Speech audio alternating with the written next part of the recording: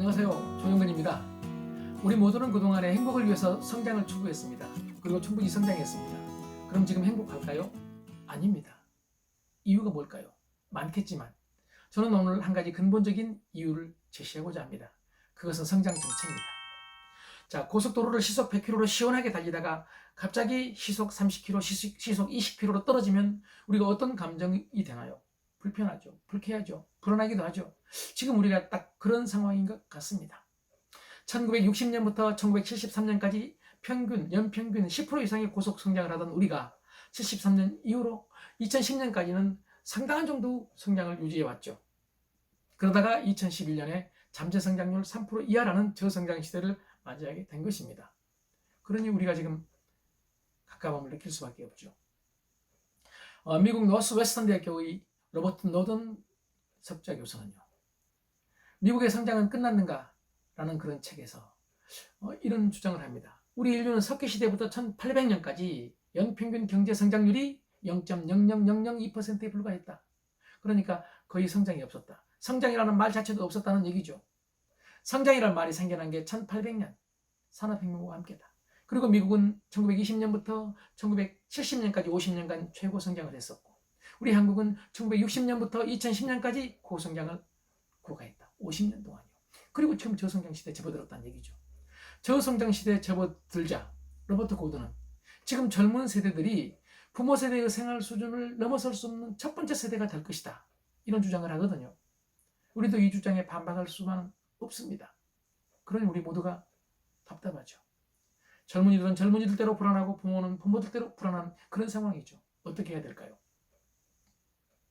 저성장을 고성장으로 바꾸면 되죠. 그런데 그게 어렵습니다.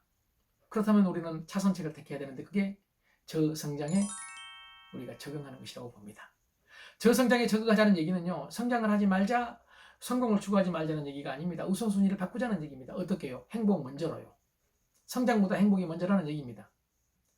자, 션 아처라는 하버드 대학교 명강사죠. 그리고 행복학의 권위자입니다. 그분은 이렇게 말합니다. 성공하면 행복한다? 아니다. 행복해야 성공한다. 이 명제가 맞다.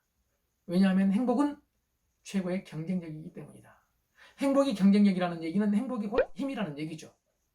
그럼 우리는 행복해야 되는데 행복의 요소가 무엇일까요? 행복의 요소, 또 어떻게 하면 행복해질 수 있는지 수없이 많은 주장들이 있지만 간단하게 줄여본다면 태도입니다. 긍정적인 태도요.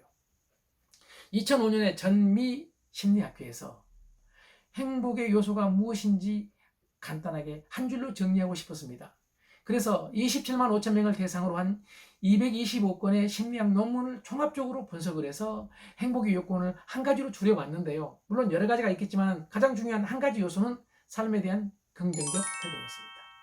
삶에 대한 긍정적 태도가 행복을 가져오고, 행복하면 일의 생산성이 높아지고, 건강이 좋아지고, 그리고 돈을 더 벌게 된다. 그러니까 행복하면 성공한다는 션 아처의 주장이 이 심리학 실험에서 증명이 된 것이죠. 행복하면 성공한다는 얘기입니다.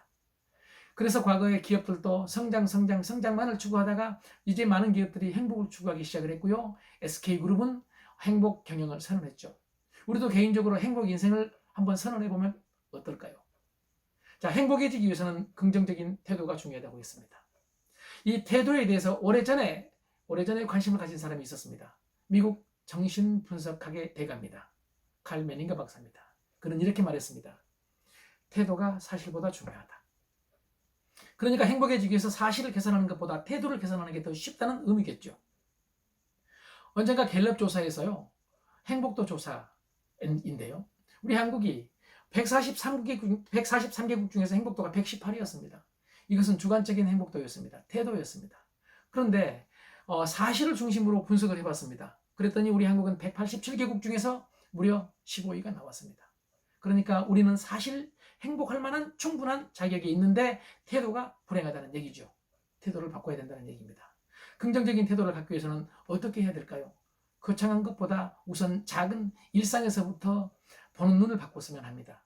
저는 언젠가 나는 자연인이다라는 프로그램을 보면서 거기에 나오는 그 주인공 한 분의 말씀을 듣고 깜짝 놀랐습니다. 그분은 많은 어려움을 겪다가 산에 들어와서 이제 행복을 되찾았는데, 그분이 아침에 일어나서 새 달을 맞이할 때마다 그게 자기한테는 엄청난 선물로 다가온다고 했습니다. 우리는 그냥 무심코 보내고 우리는 무의식적으로 보내는 일상이 하루가 그분한테는 황홀한 선물이었던 것입니다. 일상을 선물로 생각한 것입니다. 행복하지 않겠습니까? 하버드 대학교의 철학자였던 유명한 로버트 노직은 이렇게 말했습니다. 일상이 중요하다. 일상을 신성시하라. 자, 우리 일상을 보는 눈을 바꾼다면 긍정적인 태도 충분히 가질 수 있지 않겠습니까? 고맙습니다.